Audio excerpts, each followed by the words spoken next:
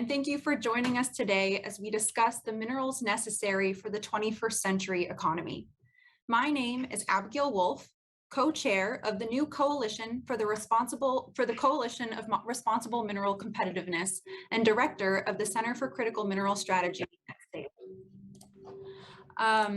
The Coalition for Responsible Mineral Competitiveness is a nonpartisan, broad-based alliance of organizations across the minerals value chain, from science and exploration to auto manufacturing. We are united in the common goal of securing environmentally responsible, secure, and resilient supplies of the minerals and materials that are necessary to bolster American competitiveness, enhance our national security, and advance clean energy technologies to combat climate change. We fundamentally believe these issues should be nonpartisan and that we need to work together to ensure supply responsibly meets demand and that we can create a circular economy because at the end of the day, these are finite natural resources. The term critical mineral is being thrown around a lot these days.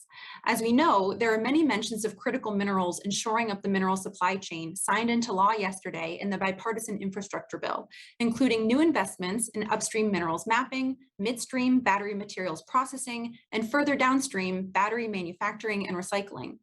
As such, many industries, typically unfamiliar with anything having to do with geology, are now being confronted with issues like, what raw materials go into our products? Where do they come from? And how are they sourced? To make sure that they can actually meet the ambitious electrification goals being increasingly adopted around the world. And with the pandemic putting an even sharper focus on supply chains and how goods and commodities move around the world, different industries want to shore up their supply chains and make sure they're not vulnerable to disruptions. How do they do that? They're realizing that things like ore deposit geochemistry, LIDAR, and geologic mapping, foundational science and research, are things that their supply chains will be increasingly reliant upon, whether they know it or not. Today's briefing hopes to serve as a level-setting event to help those of you new to geology and critical minerals topics to understand what exactly makes a mineral critical. Where are they? How do we map them? And what do we use them for anyway? To help examine these questions, we will hear from experts from the U.S. Geological Survey, Association of American State Geologists, and the Department of Energy. After each of the speakers has presented, we will have a question and answer session and panel discussion to delve into these issues further. If you have any questions throughout the event, please post them in the chat box and we will attempt to address them during that time. So, without further ado, let me introduce our first speaker. Dr. Colin Williams is Acting U.S. Geological Survey Mineral Resources Program Coordinator on detail from his position as the Director of Geology, Minerals, Energy, and Geophysics Science Center at the USGS Moffett Field, California campus. The Science Center pursues geologic mapping, energy and mineral resources assessments, landslide and earthquake hazard studies, and climate change investigations throughout the Western United States. Welcome, Colin, and thank you very much for your remarks. Thank you, Abby, and thank you for my fellow speakers for participating along with me, and to the audience for all of you attending. Could we start the presentation, please? Thank you. So I'm going to talk a little bit about the U.S. Geological Survey, but in particular focus on critical minerals, what they are, why they're important, and then hopefully provide a segue to our fellow speakers from DOE and the American Association of State Geologists to talk about some of the work that's being done in particular areas of critical mineral studies. Next slide, please. So just to bore down a little bit, we're going to start talking a little bit about critical minerals, what they are, and in particular their importance to the United States economic and national security. I'll introduce the U.S. Geological Survey Mineral Resources Program, and then what the Mineral Resources Program and our various partners are doing as it relates to the critical minerals challenges. Next slide, please. So starting off, and Abby provided a great introduction. What is a critical mineral? You hear a lot about essential, strategic, critical, important, variety of adjectives about minerals, and trying to sort it all out is a challenge. In particular, because just about all minerals are important. As a predecessor of mine used to say, the foundation of civilization are minerals. And this slide is adapted from an infographic that was developed by visualcapitalist.com based on USGS data, showing all the minerals that are produced in the world in a single year. And they range on the left. All the numbers you can see are in metric tons, which are about 2,200 pounds, a little bit more than an English system ton. They range on the left from small quantity products, but very important things like palladium, which if you're familiar with, you know that's why people are stealing catalytic converters across the United States these days, across to thousands, tens of thousands, hundreds of thousands, millions, and even billions of metric tons of production across the world in a given year for a mineral commodity. And many of them I'm sure you're familiar with, things like iron and copper and tin and molybdenum and tungsten and titanium, and some you may not be. But we depend on all these minerals for our activities. And so the question is, well, which of these are critical and why? Next slide, please. Another element you hear about, and you'll hear more of this from Doug Hollett's presentation on DOE, is that, of course, new technologies are requiring increasingly diverse supply of minerals.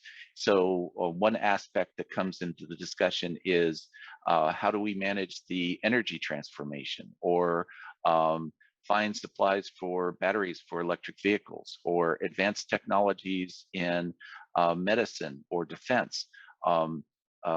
These are, as you can see, the elemental abbreviations on here are mostly mineral commodities people aren't that familiar with, but they're increasingly important relative to what industry and society were depending on decades ago.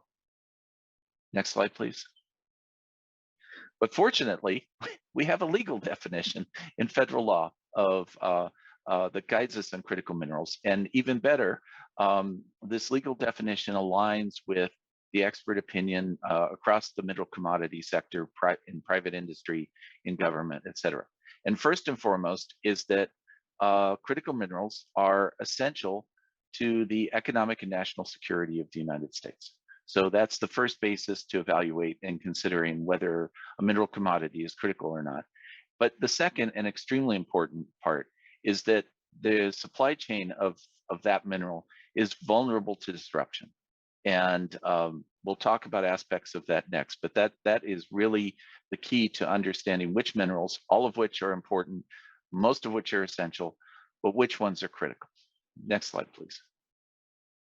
So the first thing we think about, or at least I think about when we're talking about supply disruption, is import reliance. This is something that often discussed in critical minerals studies.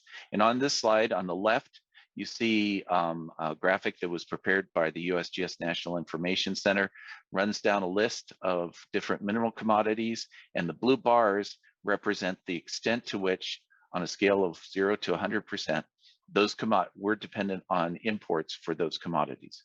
And 23 of them were more than 90% import dependent, 46 more than 50% import dependent. The small text you can't see on the right of those bars are which countries are the main providers to the United States of those commodities. So we have very broad import reliance when it comes to minerals in the United States. And that import reliance has been growing over time. The green bars to the right represent different timeframes and the number of mineral commodities which the United States relies on for varying degrees of import reliance. And as you can see, those bars have been growing decade by decade, and the parts of those bars which represent significant import reliance have been growing. Next slide, please. But of course, it's not just a question of whether we import a given mineral commodity that represents criticality, especially if we consider supply chain disruptions. This world map highlights countries around the world which supply numbers of different mineral commodities for which we are at least 50% import reliant. And and the darker, more red colors represent a higher number of commodities. And as you can see, there are Canada, for example, our neighbor to the north, Mexico to the south, many of other countries in our hemisphere in South America, provide a significant part of our mineral imports and would not necessarily be considered sources that are subject to disruption. But of course, there are other countries, China and Russia, for example, that may be considered geopolitical rivals, or countries in other parts of the world where there may be concerns about governance, conflict minerals, environmental degradation, reasons why the United States may be concerned about supply chain disruption and vulnerability that might make that mineral commodity critical. Next slide, please. Fortunately, the federal government has been working on this for quite a while. I referenced, and again on this slide, I referenced the Energy Act of 2020 that was passed in the omnibus appropriations a year ago. But the National Science and Technology Council under OSTP has maintained a critical mineral subcommittee since 2010. It's been co-chaired by DOI, with the USGS taking a lead role, and the Department of Energy. But you can see from all those symbols the many federal agencies that have been involved in studying and working on critical minerals problems, and in helping to supply and provide input to our critical minerals list. The first all of government critical minerals list was produced in 2018 under mandates from executive orders. And through the Energy Act of 2020, we were required at the USGS, working with our federal partners and other stakeholders, to develop an updated list. Next slide, please. So this is the updated list. It's, of course, a long list. It was just placed as a proposed update to the 2018 list in the Federal Register last week. The link's at the bottom, but you don't need the link. If you Google Federal Register critical minerals, the 2018 list comes up first, but the 2021 proposed list comes up second. And you can find it there. There is a discussion of each of these critical minerals, why they're on the list, and a reference to the methodology, that quantitative methodology that was applied to generate this list, looking at things like import reliance, supply chain vulnerability, essential need for use in the country. Most of the minerals on this list were on the 2018 list. Criticality is something that tends to be sustained over time, but we've added a couple of more, nickel and zinc in particular, broken out the various groups of platinum group elements and rare earth elements specifically, and a couple of others have dropped off the list. Some because their criticality has evolved as we've improved the methodology, and some, for example, uranium is noticed by a lot. The Energy Act of 2020 explicitly defined that the critical minerals list does not include fuel minerals. Next slide, please. So what do we do about this, or what can we do about this? This slide I'm going to spend a little bit of time on, kind of represents a hypothetical but very realistic scenario. So this shows at its basic level the potential domestic demand for a critical mineral over time. Time is on the bottom axis and the amount is on the y-axis.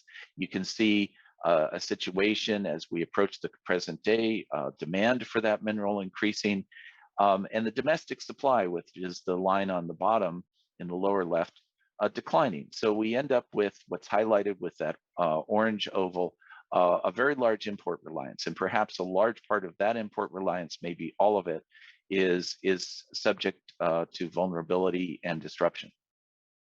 Well, how could this, what potential solutions are out there for addressing this vulnerability and the criticality of a given mineral commodity? In the upper right, we see kind of technology solutions. So for example, there could be improved manufacturing techniques which use less of that mineral for the same quantity of product. There could be substitution, another mineral commodity that could be brought in and used in place of this one in certain applications. That's a space, and you'll hear this from Doug Hollett next, where DOE, DOD, the private sector, academia are extremely active in looking at new technologies and new solutions. The bottom right, and this ties into Steve's upcoming talk, is different ways of increasing the supply and the reliable supply. Is there potential of additional mining, primary production, we call it, from domestic sources? Are there secondary sources? We think of that as recycling of finished products, or perhaps remining of mine waste, and or imports that could be found from more reliable partners. All those solutions need to be described, identified, characterized. They each come with advantages and challenges. And that's basically the space we're working in. We're not defining the solutions, deciding among them, but hopefully we're setting out that menu for policymakers to consider. Next slide, please. So what is the USGS doing in all this? I've discussed a lot of information from our National Minerals Information Center, which provides mineral information on current supply and demand and critical supply chain vulnerabilities. We also have a major component on research and assessments, studying mineral resources, working with the states on resource assessments. Where are mineral resources in the United States? What are the opportunities and challenges associated with developing those mineral resources? And none of that, the mineral information in the present day, the future resource development, is possible without high quality data. And so we have a third leg of our stool, the Earth MRI program, Earth Mapping Resources Initiative, which is a partnership with the states to develop and acquire high quality data in support of research and assessments. Next slide, please. This is just an example of a resource assessment. I won't go into it, but it's kind of the longer term view. It's a map from Eastern California and Western Nevada. A recent study was completed by the USGS on tungsten resource potential and identifying places on the map where there's greater or less potential for undiscovered tungsten resources. This is the kind of thing we do across the commodity spectrum and potentially across the country. Next slide, please. But as I mentioned, a fundamental part of this is data that provides for our minerals information, data that informs resource decisions. And so a few years ago, the USGS launched the Earth Mapping Resources Initiative.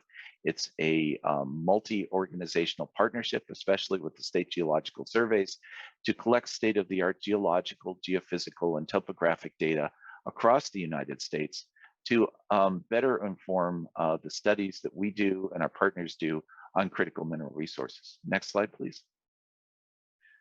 This just highlights where we're at right now. A whole lot of studies in the last 3 years, mapping of various sorts. We won't get into the colors, but the gray areas represent areas that are focal areas for study of certain types of critical minerals.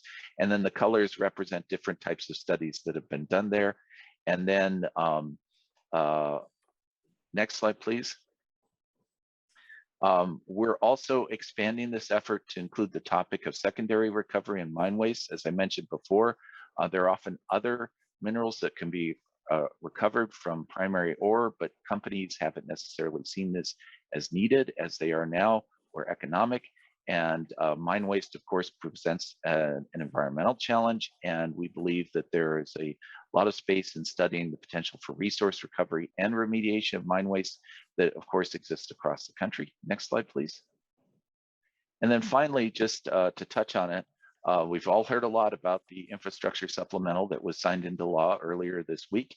And one of the key elements of it, at least as far as the USGS is concerned, is supplemental funding to accelerate and ramp up more of the work that's being done under our Earth MRI program and mapping resource studies and everything. And so we are in the middle of implementation planning on this, both within the USGS and with our many partners. And with that, I'd like to close and turn it over to Steve and Abby. Thank you. Thank you very much, Colin. That was really enlightening. We really appreciate you giving us those remarks, and I'm sure there will be a lot of great questions afterward. Just a reminder, if you have any questions, to please paste them in the chat and we'll address them during the question and answer session. So without further ado, our next speaker will be Steve Masterman, State Geologist and Director for the State of Alaska's Division of Geological and Geophysical Surveys. Steve acts as liaison between the division and local, state, federal, and private agencies seeking out and encouraging cooperative geologic programs of value to the state and advising the Commissioner of the Department of Natural Resources about geologic issues. Thank you so much for joining us today, Steve. We appreciate your time. Thanks, Abigail, and welcome everybody from Fairbanks, where the sun is yet to come up and the temperature is hovering right around 0. So we are in the midst of winter. Yes, Colin gave a great overview there of what critical minerals are, and I would like to follow that up with diving a little bit into how industry takes the information that's provided and explores for and assesses areas for critical minerals. So we're going to get into the weeds a little bit here, but the message is fairly simple in that geologists understand mineral deposits and have created models for how mineral deposits form. And by understanding those geologic models, we can predict how they would appear in data sets such as geologic maps, geophysical surveys, and geochemical surveys. And if we understand what they may look like, we can evaluate those different types of data and see where those conditions may exist. So next slide, please, Abigail.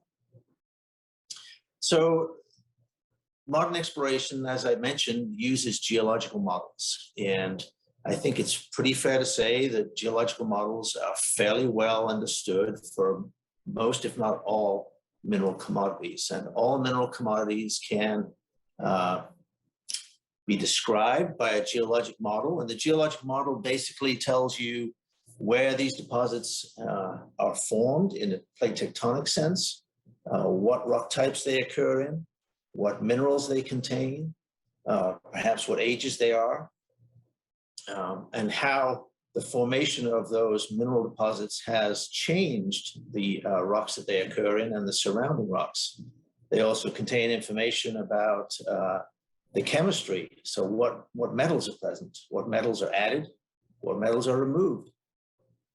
And so by understanding these parameters about a mineral deposit, we can then take that and say, okay, so this mineral deposit is adding magnetite. And therefore, this mineral deposit should show up as a magnetic high in magnetic surveys. Or this mineral deposit is adding copper and molybdenum or removing sodium. And so we can see those changes in geochemical surveys. And these models are fairly well advanced. And so if you have the data sets, then you can review those data sets to look for a particular set of conditions that should occur for a particular mineral deposit.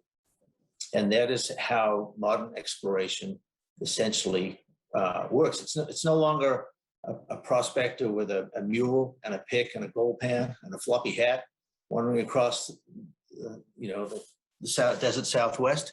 This is fairly advanced, computer-based, data-driven exploration. And so in order for that to happen, we have to have the data. So next slide, please. So these mineral deposit models occur for, like I say, for pretty much all mineral commodities. And we can look at the critical minerals list. This is the critical minerals list that was put out by the USGS in 2018. And so that box on the left there, rhenium. Rhenium occurs in association with copper and molybdenum in porphyry copper systems. So if we understand how porphyry copper systems form, porphyry molybdenum systems form, we can find rhenium. Germanium, indium, gallium occur with base metals in volcanogenic massive sulfide deposits. So if we understand how those systems form, then we can therefore look for those critical commodities, and so on across the table here. And likewise for the new list of critical minerals. Next slide, please.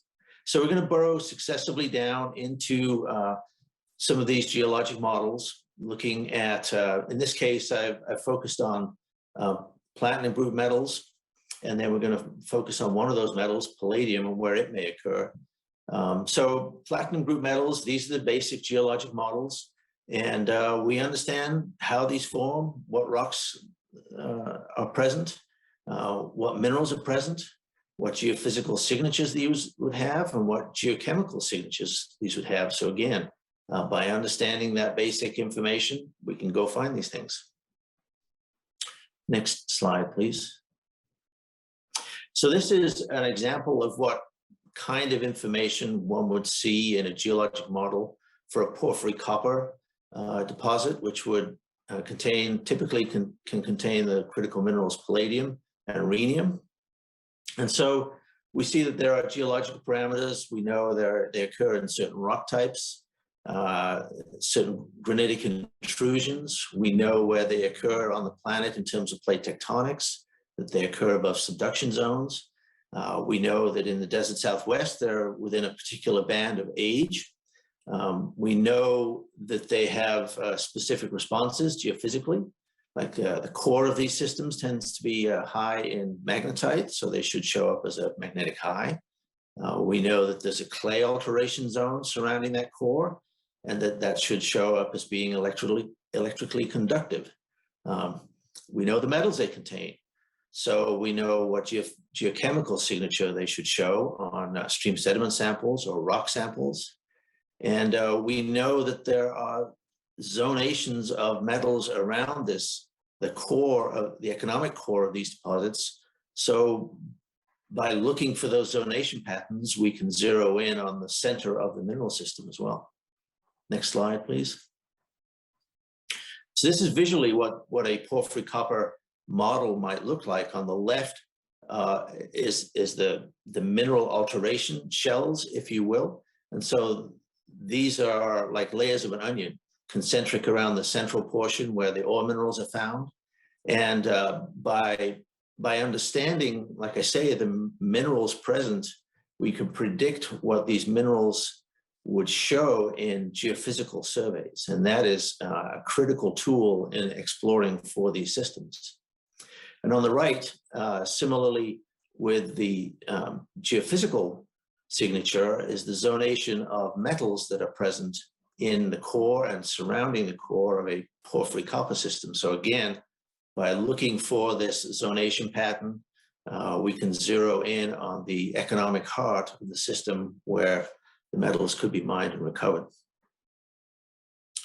Next slide, please. So this is, again, this is really detailed, but this is taking that model and then predicting how you would see it in different kinds of data that you might collect regionally across this model. And so, you know, if we understand what the system should look like and we have appropriate data, we can search that data to find places where you have the coincidence of rock type, of geophysical signature, and geochemical signature, and then the exploration geologists can go into the field and assess those locations. They can then refine their models, do new searches, and so on through an iterative process to zero in on places to actually put boots on the ground and start collecting additional ground-based information. Next slide, please. So what does this look like? This is an example from Alaska. Most of my examples are in Alaska, as I am particularly in possession of that information, but I think the examples are pertinent nationally as well. And so this is an example of geochemical data. These are stream sediment samples. In this case, I have turned on the metal concentrations for chrome and nickel. And so if you were looking for those critical minerals, you basically, it's pretty straightforward here. You go to where the big symbols are, they evidence higher concentrations of metals. And so you can then look at the geology and the geophysical data and prioritize those areas for investigation, go out into the field and assess those areas for those commodities. Next slide, please.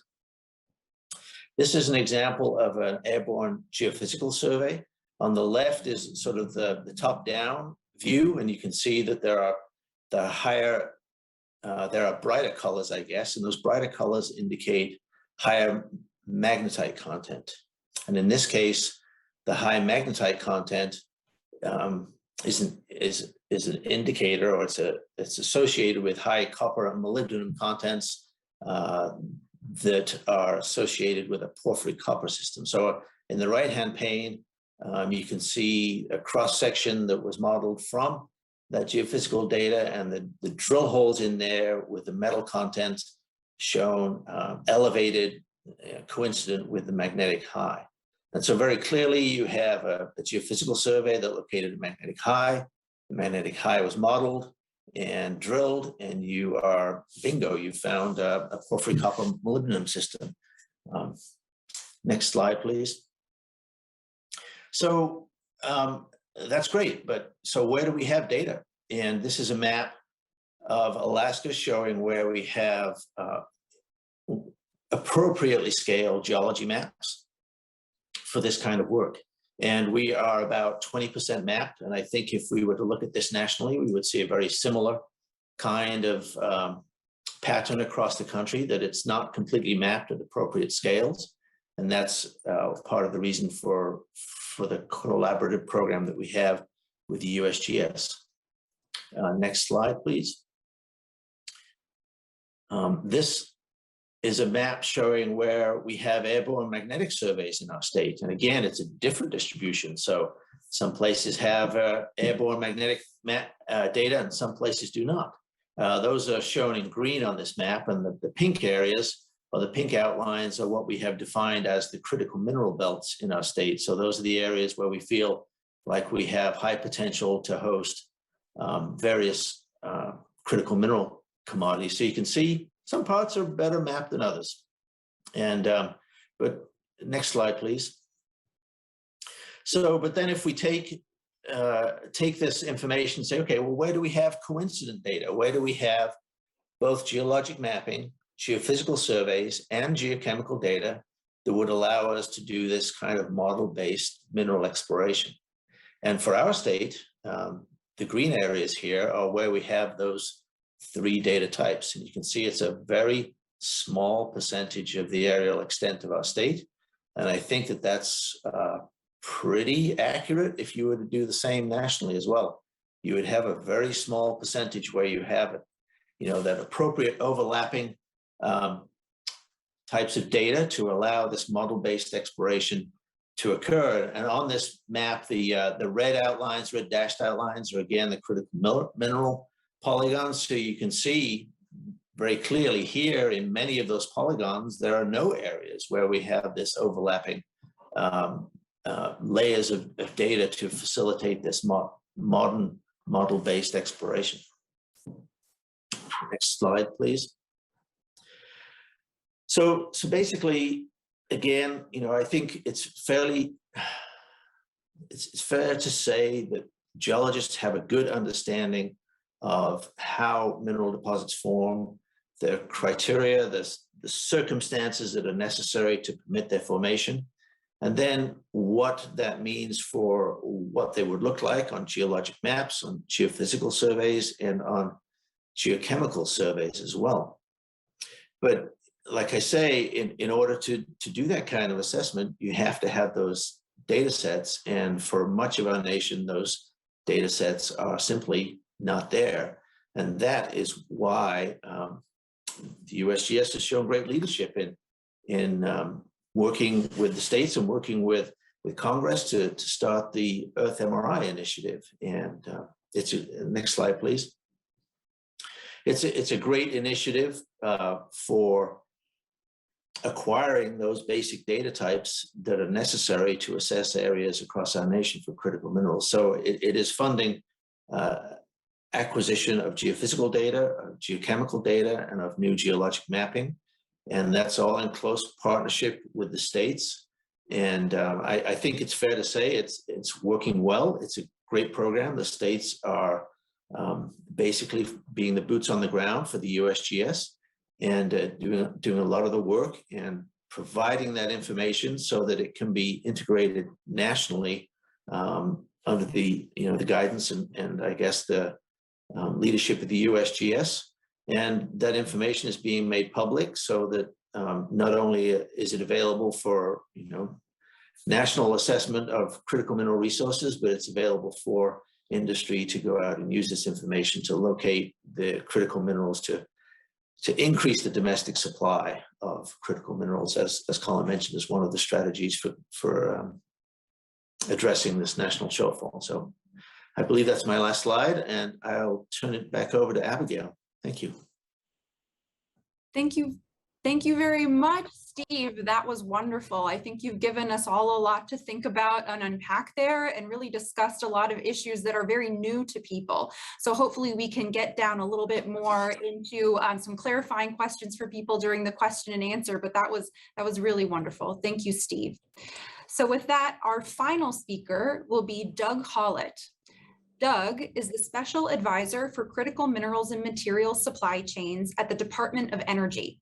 He was previously president of NH Technology Partners, a consulting practice in energy and aerospace technologies and policy with focus on carbon capture, utilization and storage, geothermal energy, the critical minerals supply chain, and renewable energy integration. Thank you so much, Doug, for joining us here today. Excited to hear more about how these minerals that we need, and we need to learn how to map and get more data, how we're actually going to be using them, and why we need them in the first place. So thank you so much. Well, thanks, Abigail. And if we can go to the first slide, that would be great. So. And I've got to mention that it is fun having three geologists talking back to back about minerals and critical minerals, and also seeing sort of that connection between resource identification, mapping, and where that eventually goes, and where that goes further into the supply chain. If we can go to the next slide, please.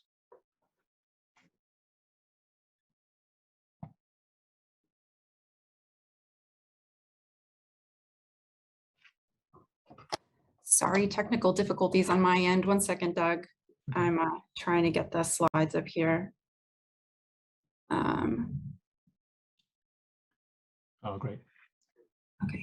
Okay. So at a high level, and again, DOE is fundamentally a science and technology organization. The vision that we have for critical minerals and material strategy is that the supply chain needs to be, as outlined here, resilient, long-term sustainable, secure, diversity of supply, and all of this supporting that transition to a clean energy and decarbonized energy economy. With that, and Colin, I think, also mentioned this, the strategy then is based upon three pillars. And the first one is diversifying supply.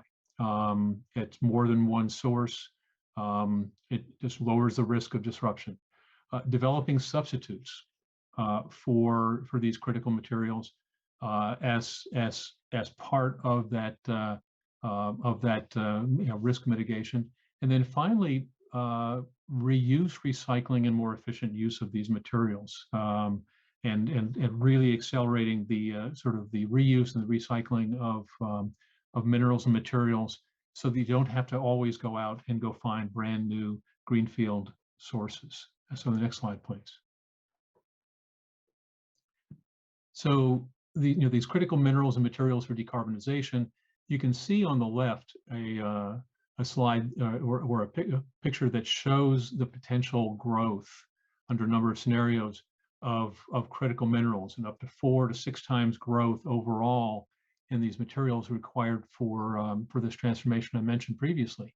On the right is a depiction that shows some of that scalable or the scalability of resource demand for a number of materials, especially in the battery supply chain side. And so you can see, as an example, this goes all the way from sort of a 7-fold increase requirement on rare earths up to over 40 for lithium. And so when you look at lithium, you look at cobalt and nickel, you can see in graphite, you can see how this connects very, very directly to the electric vehicle and electrics and energy storage sectors of the clean energy economy. Next Next slide, please. So we have a number of offices at DOE that are working on critical minerals in a number of ways. I think there's 12 offices, major offices overall. I'm only going to talk about a few of these, the ones that are directly applied on the science and then the applied technology development side. So the Office of Science has a very, very unique role. What they do is fundamental discovery, basic research in a couple of primary areas. The first of this is on the properties of materials and minerals and molecules at length scales that really go from sort of the nanoscale, microstructural scale, all the way up to electronic scale, and making sure that there's transferability across these scale-ups as we look at deploying these minerals, materials, and looking at alternatives for these as well.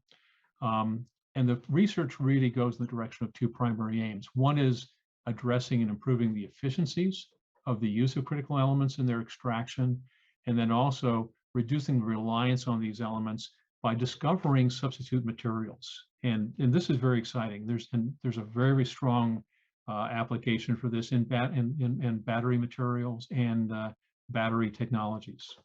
Next slide, please. So one of the offices that is centrally involved is the Office of Energy Efficiency and Renewable Energy, and they have a number of offices that are central to this. The Advanced Manufacturing Office, or AMO, the Vehicle Technologies Office, and then finally the Geothermal Technologies Office. And so I'm going to start in the middle here. Vehicle Technologies Office is working on, and this goes in the direction of substitution type technologies and alternative technologies for battery materials, working on low or no cobalt cathodes as an example, and very, very aggressive work on decreasing recycling cost and higher recovery factors for these materials basically in the recycling chain. The Advanced Manufacturing Office is the pivotal office that is responsible for the Critical Minerals Institute, or the CMI, which is led by Ames Laboratories, one of the 17 U.S. national labs, and they do R&D, fundamental R&D and applied R&D on extraction, separation, and processing science and technologies, they started about 8 years ago, and have had a number of key project advancements, discoveries, lots and lots of papers going out into the professional peer-reviewed community, but also a number of technologies that are starting to work their way into commercial adoption as well. And then finally, the Geothermal Technologies Office, and they're really involved with geothermal, sort of the coexistence of geothermal brines and that might be supersaturated or have high concentrations of certain metals or materials, in particular lithium. And the best example of this is in the Salton Sea in Southern California, and I'll talk about that in just a minute. So next slide, please. So let's just talk just a little bit about the supply chain, because I think we sometimes tend to think that it's only one of these, the supply chain is really only one of these stages, and it's actually all of them. And so it includes upstream, which would be the mining and the extraction part of the equation. This is where this ties to some of the mapping work that Colin was mentioning earlier, that Earth MRI is fundamental to better mapping and better definition of lithium resources or other metal resources and their potential and the likelihood of significant quantities. The midstream goes in the direction of material processing and manufacturing of cells that involve lithium. And then finally, the downstream, so-called downstream, is the pack manufacturing. It's that last stage before this then goes and is deployed into electric vehicles, stationary storage, aviation potential applications. But then at the end of this, and I'm coming back to this recycling theme, is end of use life. What do you do with this material after it's no longer being used in that application? What are the efficiencies, and how can you get the most of these materials back into the supply chain and reduce the need to be able to having to go out and find them again mine them again, and so on. So next slide, please. So this slide goes in that direction. It talks about the potential prize for recycling, and so you can see up in the in the left, this slide is really talking about both cobalt and lithium. You can see that 1 ton of battery grade cobalt could be you can get that from a very, very large amount of ore or a much smaller amount of recycled material. And the same kind of math applies on lithium. Is that you've got, recycling is both more efficient use, but it's also uniquely, it's diversity of supply at the same time. And you can see on the right that there's some very, very interesting and compelling evidence or analysis that shows how much of that supply chain could be satisfied by recycling if done with the right technologies, the right supply chain logistics and efficiencies, and probably the right sort of policy incentives to make sure that this is happening. So we can go to the next slide, please. I mentioned AMO and the Critical Minerals Institute. I wanted to mention this again because you can see the themes. First of all, this is a lot of people involved with this. It's a very, very large number of universities, national labs, and importantly, industry partners, all working on these challenges together, on diversifying supply, developing substitutes and unique substitute chemistries and applications, driving the reuse and the recycling, and what are the right ways to be doing that. And then a theme that we increasingly have at DOE is looking at where there are cross-cutting themes that drive across a number of these different technology sectors that bind them together. And the applications on the bottom really go in the direction of permanent magnets, energy storage, and electronics as these end uses. And it's both in energy systems and a number of other parts of the economy. Next slide, please. I mentioned the geothermal office. This is a map. I'll just give you a little bit of context here. Up in the upper left is the Salton Sea. Down on the very bottom is the U.S.-Mexico border. And this colored area in sort of the orange and the brown is the area of the Salton Sea that has both very, very high geothermal potential, but also extremely high lithium concentrations in that brine. There are close to a dozen geothermal power plants in this region, and a lot of DOE-supported research has been going on for a number of years on working on the right technologies for extracting lithium out of these brines. And really having a dual value stream, both the geothermal energy on one hand and the lithium extraction on the other.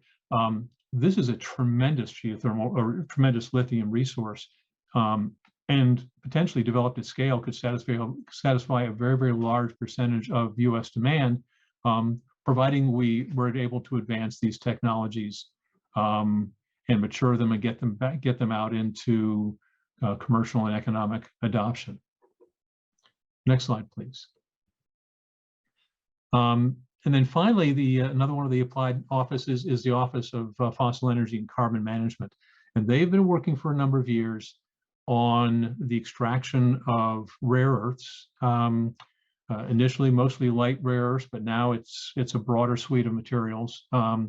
Out of coal, both coal ash and from primary coal materials. And this started in the Appalachians, looking at anomalously high concentrations of rare earths in coal ash, and it has expanded both topically throughout that coal sector, but also geographically. And so there's work, as you can see here, throughout the country with a number of partners on characterizing the presence of rare earths in these coals, and also what are the appropriate extraction technologies that could economically get them out of the coal. Varies a little bit by the type of coal, by the type of clay chemistry, but this is really exciting work because it's going from basically from lab scale, bench scale research to small scale pilots to larger scale pilots.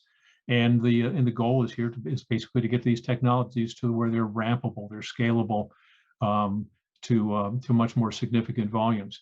It's also important to recognize that as this work has gone on, and this is another one of these topics that ties to Colin's comments about Earth MRI, is as we do these analyses and as we collect data, this wonderful aspect of sort of scientific discovery takes hold. And what we've also found in several parts of the country is we also have high concentrations or anomalous concentrations of cobalt in parts of these coals as well. So it's not just the rare earths, it could be other critical metals and materials as well. And this is one of those stay tuned themes, because it's exciting, it's advancing very, very quickly, and has just a tremendous amount of potential. So next slide, please.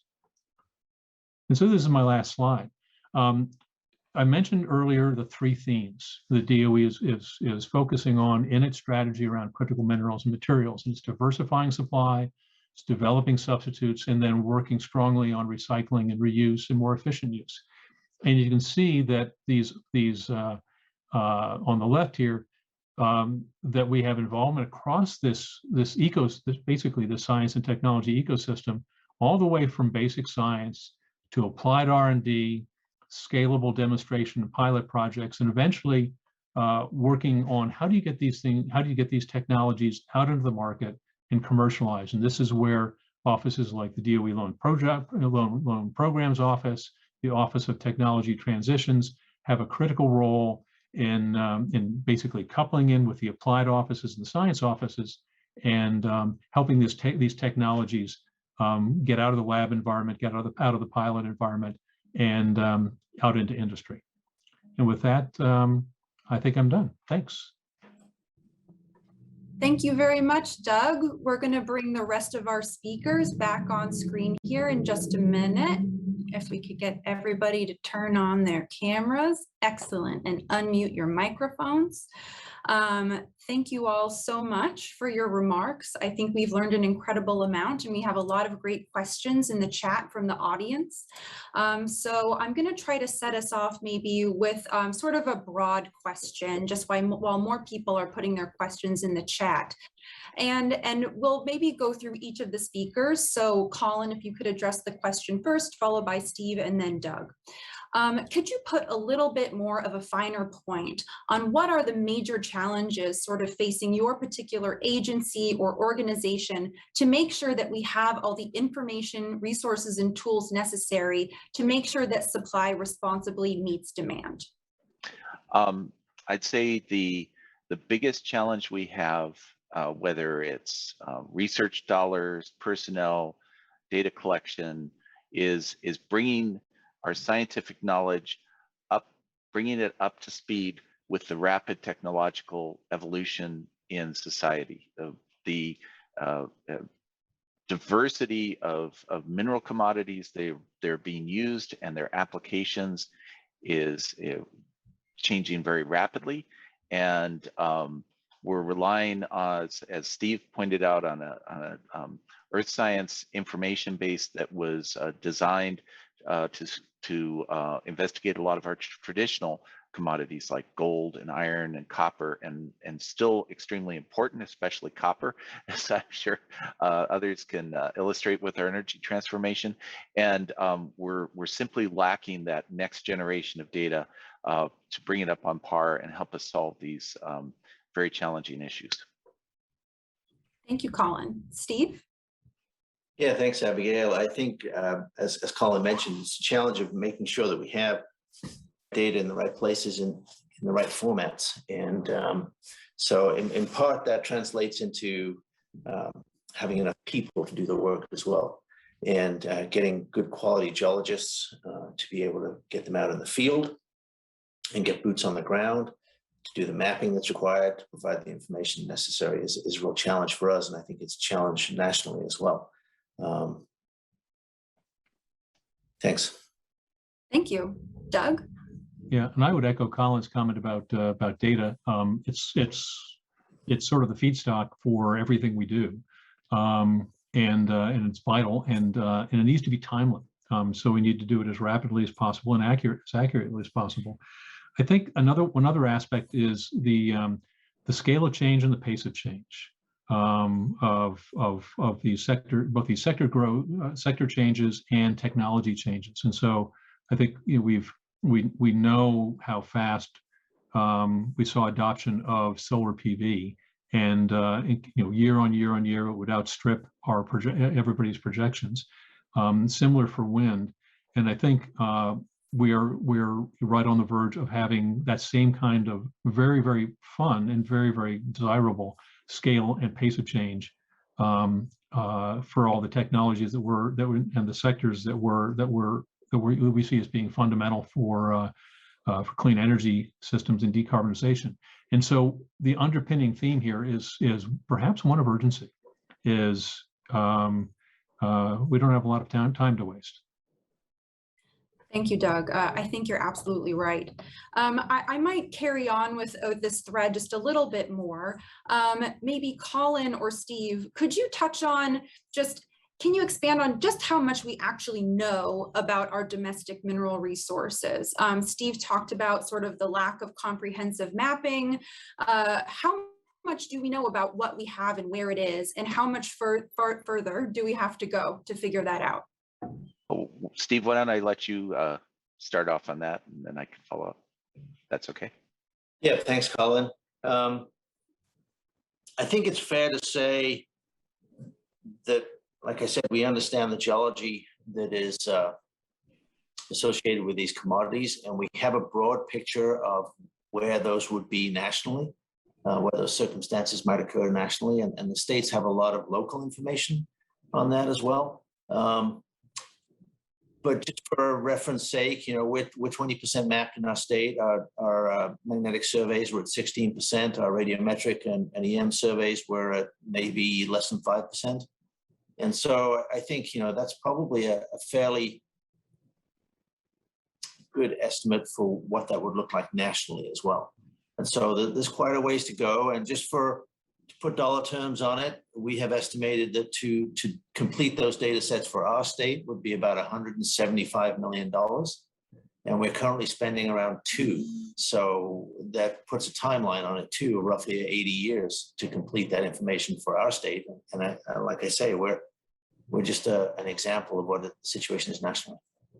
Thank you. And Doug, maybe for you, similarly, could you give us again a better idea of where we are and how much we know about substitutes and recycling right now, and sort of how far the DOE has come and how much farther it still needs to go? So on the substitutes, and I had a slide that touched on this. The research is really focusing on low or zero or even zero cobalt battery technologies. That's one really good example. And that technology is advancing extremely rapidly. And the second part of your question would be what again? Oh, it was on recycling. Recycling. Yeah. Yeah. So right now, recycling rates are low, and I think more broadly, I think we see this throughout the economy. It's not just batteries. I think we see low recycling rates for a lot of materials. And so a large part of the work that DOE is working on is making sure that there's both the incentives for framing what might be the incentives for that, but also how do you make sure that recycling batteries is economic and is the competitive solution for dealing with these materials rather than going out and having to find them in their raw form. Thank you. With that, we'll go to a question from the audience. So this person asks, unfortunately, it seems like a lot of the discussion of critical minerals seems to focus exclusively on addressing our domestic primary production and even talking about mineral independence. Of the soon to be updated critical minerals list, can you please discuss which of the minerals are most feasible to address through domestic production as opposed to those where domestic resources simply don't exist in an economically recoverable form? So maybe Colin, do you want to take the first stab at this? Yes. It's a long list of minerals, and so I don't have the time to go through it in detail. Some of them there are question marks, but yes, some of them definitely, for a variety of reasons, location, quantity, etc. We will always be looking overseas, outside of the United States, for part of our primary supply, and that's also something that the USGS has been engaged on. For example, we have an effort called the Critical Minerals Mapping Initiative, where we're partnering with colleagues in Australia and Canada on better characterizing critical mineral resources among all three countries, and trying to advance science and understanding of those resources in multiple ways, so that we're definitely cognizant of the fact that not every resource is going to come domestically, or maybe only part of it is going to come domestically. Part of it will come from recycling over time, and part of it will be imported. And so understanding that international picture and working with trusted partners on their resource portfolio is definitely part of our agenda. And maybe continuing on that thread, Colin, one of the other audience questions mentions commenting on any geopolitical barriers that might exist to creating scalable technologies or supplies of things like lithium. How are we working with our allies to secure some of these resources, and how do we compare to other nations too when it comes to looking at critical mineral supply chains? Well, just very briefly, of course, the USGS is not a diplomatic agency, but when I showed the slide earlier of all the participants in the OSTP Critical Minerals Subcommittee, there is a significant international component to it. This is a national security issue. This is a foreign policy issue. And it's a geopolitical security issue. Obviously, the critical minerals apply to our allies and our nations around the world. And all different elements of government that are plugged into foreign policy activities have resources and critical minerals as part of their agenda. It's an active topic of discussion within the framework of negotiations and conversations with multiple groups. And the State Department and others reach out within the federal government to the USGS, to DOE, and others to contribute our expertise to those discussions. So I think we can say, across the board, the government is aware of this importance and the need to strengthen those trade ties. Thank Abigail, you. if I could just add one comment to that.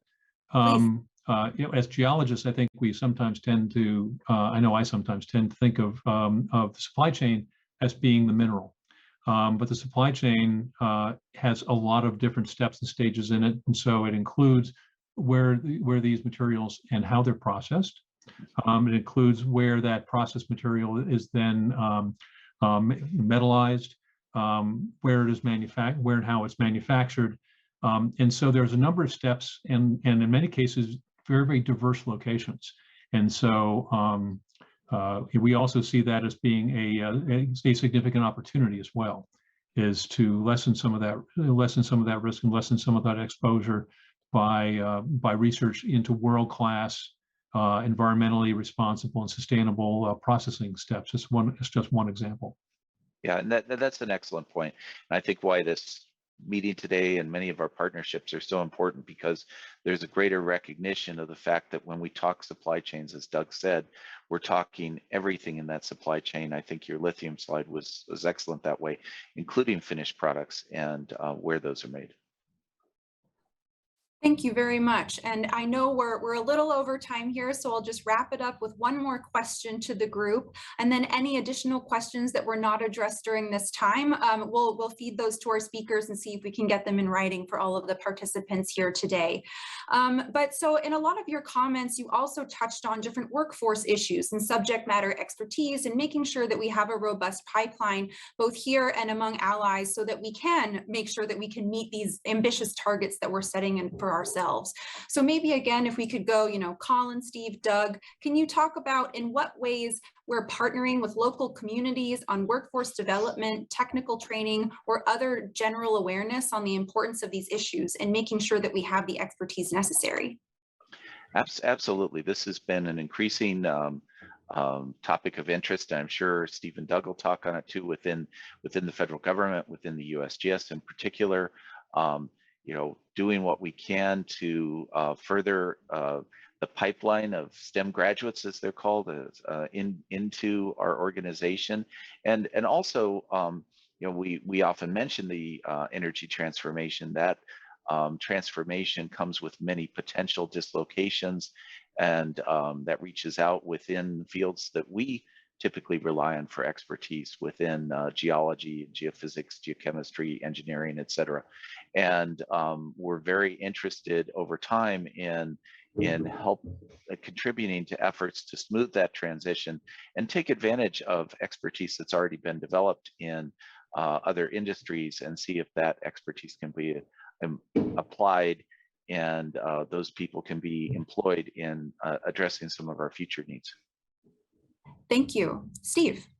Yeah, so having a good quality pool of people to draw from is obviously essential for this work to proceed. And so we work with the universities in Alaska, and I know that other states, many state surveys are part of universities, but the states that are surveys that are part of Departments of Natural Resources, many of them work with local universities to provide scholarships opportunities for undergraduate and graduate students to get them into the geosciences, and then also to work with high school and grade school students as well. I think it's really important that we step down the path to put the geosciences and in front of people when they're contemplating what they may be looking at in college. And I think that there's a great opportunity here societally for educating the population as well on the choices that are being made in our consumption of commodities, whatever they may be, whether it's an iPhone or a car or solar panels, etc., and what that means for the need for mineral production globally. And I think that there's a huge opportunity there to educate people as to what that means, and that might in part help with some of the supply chain issues. Thank you, Steve. And Doug, bring us home. Yeah, and I think if we look at critical minerals and materials and the challenges that we're all collectively addressing, these challenges aren't going to go away. We're in the midst of a very significant energy system change, and critical minerals are central to that. At the same time, and I think Colin probably knows the numbers, but we've seen a significant change, a reduction really, in the United States over the past couple decades in the number of programs that are focused on mining and minerals and mineral engineering and similar skill sets. But I think it's also important to emphasize that this ecosystem around critical materials is really big, and so it's not just the geoscience piece on the front end; it's the advanced material properties science that's done in the university and the national lab environment. It's the manufacturing piece. It's extremely broad and touches pretty much all parts of the economy. And so really what we need is a workforce that is dialed up and ready to go throughout all these various stages and not just one. Exactly. Thank you all so much for your time today and for joining us here on our briefing event as a part of the Coalition for Responsible Mineral Competitiveness. Thank you to everyone who submitted questions. As I said, for the ones that we weren't able to address in this live event, we'll make sure that we get those out to our presenters and they can address them in writing later on. But thank you very much, and I hope you guys enjoy the rest of your day. Thank you. Take care. Thank you. Thank you.